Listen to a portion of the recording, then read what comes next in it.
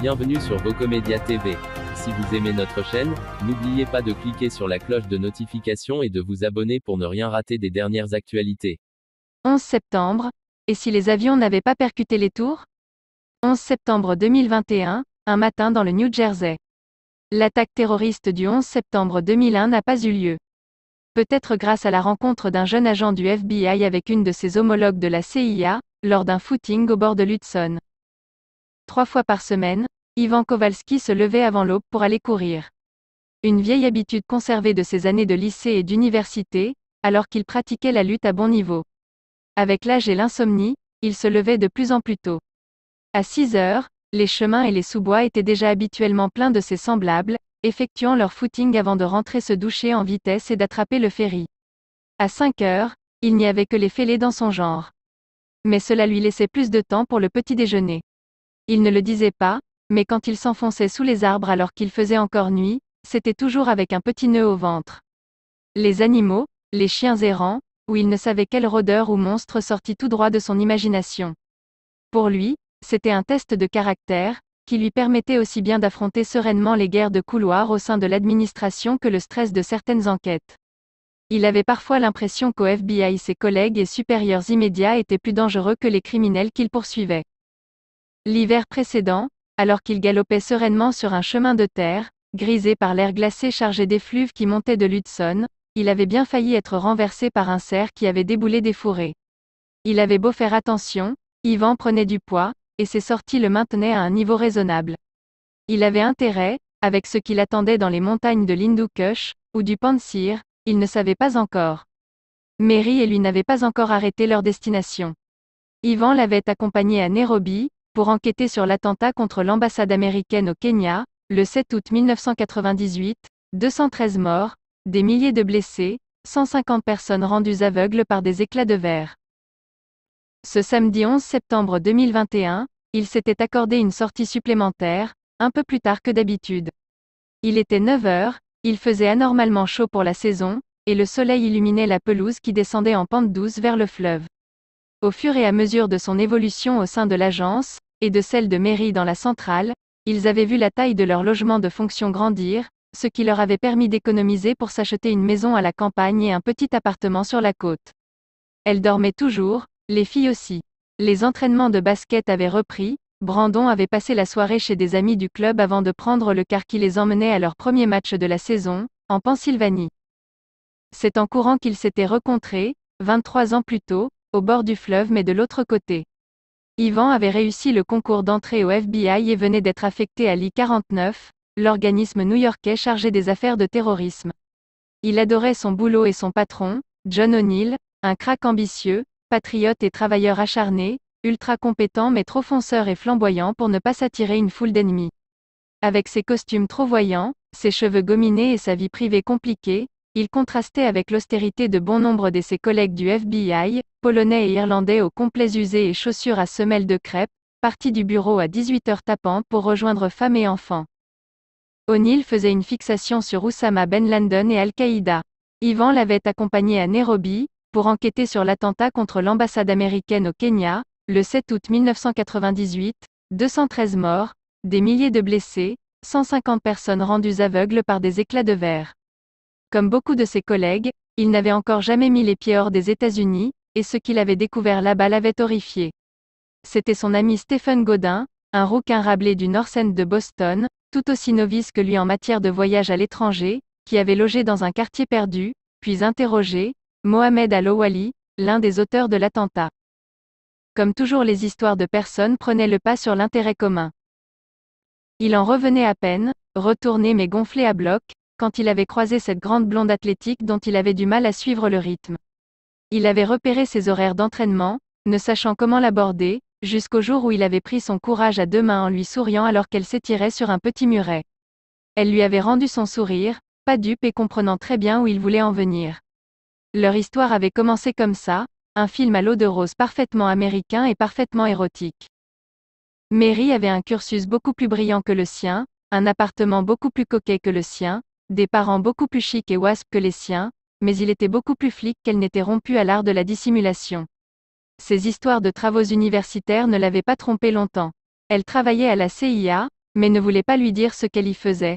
Avec des brutes comme vous, toujours à parler à tort et à travers, je suis certaine que tu iras vite claironner à ton boss sur quoi je travaille, si c'est pas aux médias. Yvan avait été profondément vexé, d'autant plus qu'au contact d'O'Neill, il s'était persuadé, comme lui, que la transparence entre les agences était essentielle si l'on voulait éviter le drame qui tôt ou tard, arriverait sur le territoire des États-Unis. Attentat, manqué, mais qui avait tout de même fait 6 morts et 1000 blessés, dans le parking du World Trade Center en 1993, par une cellule islamiste de Brooklyn et du New Jersey menée par Omar Abdel-Rahman, était le signe que quelque chose se tramait. Le FBI avait beau avoir des agents détachés au sein d'Alec, la station de la CIA dévolue au terrorisme islamiste, le renseignement persistait à ne pas transmettre des informations pourtant cruciales aux policiers de la criminelle. Officiellement, par crainte de fuite et pour ne pas parasiter le travail de renseignement, mais comme toujours les histoires de personnes prenaient le pas sur l'intérêt commun. L'agent du FBI Coleman, aussi négligé que O'Neill était élégant, principal membre de l'I-49 au sein d'Alec, suivant Ben Laden à la trace comme son collègue et ami, ayant interrogé Fadel al-Jamal, le secrétaire de Ben Laden à Khartoum, au Soudan, le vivait au quotidien. Avec plusieurs jeunes analystes, majoritairement des jeunes femmes, elle ne cessait d'alerter sur les risques d'attentats sur le sol américain, mais entre la charge de travail et un certain dédain pour l'intuition féminine, leurs jeunes collègues les avaient baptisés « la famille Manson ». Le mépris dans lequel Michael Scheuer, le fondateur d'Alec, tenait O'Neill, bloquait toute communication. Le renvoi de Scheuer, coupable aux yeux de la Maison-Blanche d'avoir voulu se débarrasser de Ben Laden lors d'une chasse avec des princes saoudiens, renforçait encore la défiance de ses subordonnés, persuadés que c'était une manœuvre d'O'Neill. C'est dans cette ambiance plutôt exécrable qu'Yvan organisa une rencontre, un soir de juillet 2001, entre Ali Soufan, un jeune agent du FBI d'origine libanaise, musulman et arabisant, et Mary.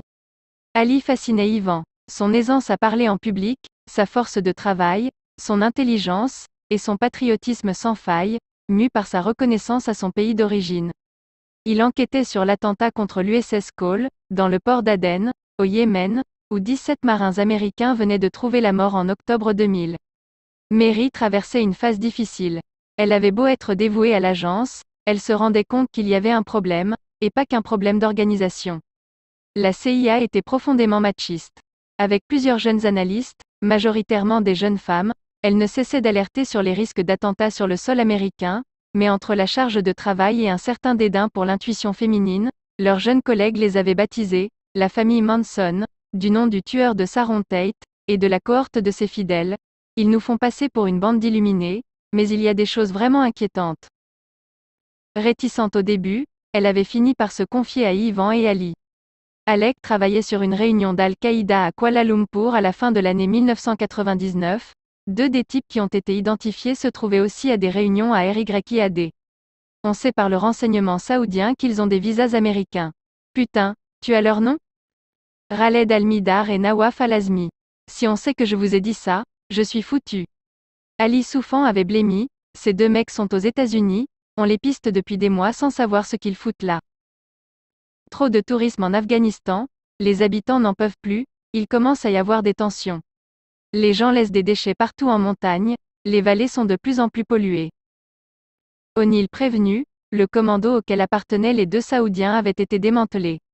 Il préparait une série d'attentats à partir d'avions détournés, sur les tours du World Trade Center et sur le Pentagone. Si Yvan n'avait pas pris son courage à deux mains pour sourire à Mary, le monde en aurait été définitivement changé. George Bush n'avait pas été réélu et, après une savante campagne de déstabilisation en Afghanistan, les talibans avaient été écartés en douceur, non sans avoir livré Ben Laden auparavant. C'était leur monnaie d'échange pour se garantir une porte de sortie sans heurts.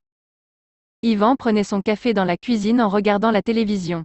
Des émeutes venaient d'éclater sur l'esplanade des mosquées à Jérusalem, la Californie brûlait. J'ai eu un message d'Ali, il revient d'une randonnée dans le Wakhan avec sa nouvelle copine, il me dit que l'ambiance change, lui dit Mary en entrant dans la cuisine, en peignoir. Ah oui. Comment ça? Trop de tourisme en Afghanistan, les habitants n'en peuvent plus, il commence à y avoir des tensions. Les gens laissent des déchets partout en montagne, les vallées sont de plus en plus polluées. Et Kaboul n'est plus très sûr. Mais c'est plein d'hôtels et de restos, on trouve de tout à toute heure, ils font des burgers aux moutons incroyables. J'ai un super souvenir, c'était animé mais vraiment tranquille. Écoute, Je ne sais pas, il me dit qu'il commence à y avoir des agressions en ville. Et les talibans recommencent à recruter parmi les jeunes. Ils disent que l'Amérique se comporte comme si elle était chez elle. Ouais, enfin cela, d'ici à ce qu'ils reviennent, j'y crois moyen. On maintient notre trek cet hiver alors, ou pas? Je sais pas, j'hésite. Restez informé en profitant des dernières actualités en format audio, à écouter sans modération chez vous, au bureau ou dans votre voiture. N'hésitez pas à partager cette vidéo avec vos proches ou à laisser des commentaires. Vocomedia TV vous remercie et vous dit à très bientôt.